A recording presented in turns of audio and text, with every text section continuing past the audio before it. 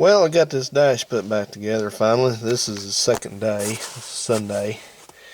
And I went through and replaced that control for the heat and air, and I fixed the light that goes to it.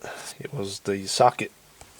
I think this is it here. I had to splice a new one in because this is the old one, and as you can see, it's got a whole piece of it broke off. So it was junk. So I went ahead and replaced that and got that going and wired in the radio, and it seems to work. I think since I'm in this building, it's not picking up any kind of signals very good, but hopefully that radio's good. But it does come on and do its thing, just static, you know. And put the fascia back on here. This is the one that I had salvaged. Oops, can't really see, can you? Too well, but I had salvaged from another vehicle, but it's the right one for it. And down here, can't really see anything about it, but this headlight switch was held in with a piece of wire, like a piece of coat hanger wrapped around it. And I took a look at it, and I guess I should have made a little short video and showing you, but on the dash structure in front of this, there's a small piece of metal that's held in by 3 screws, and then this headlight has got, here's the old one. I actually had another spare headlight switch, and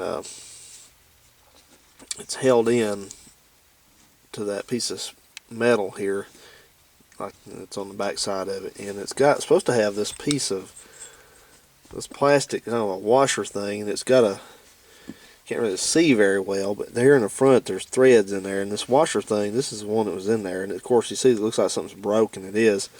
It's supposed to kind of screw down in this from the front side and kind of hold this all together, and it was snapped and broken, as you can see there. So that was no good. So I had one, and I fixed that right up. It's nice and tight now. Everything works there.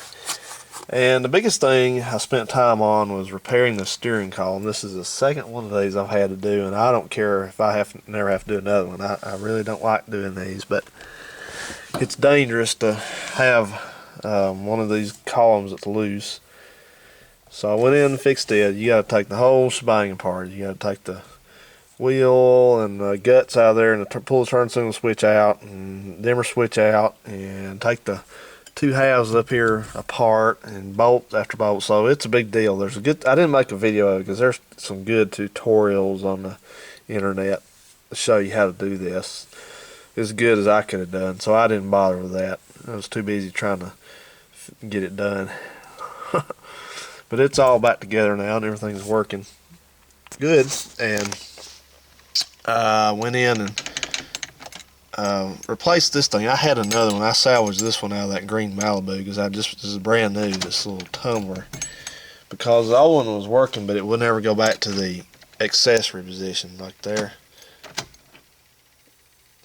And so went ahead and replace that. So just try to take care of everything I could while I was in there, and everything seems to be in ship shape now.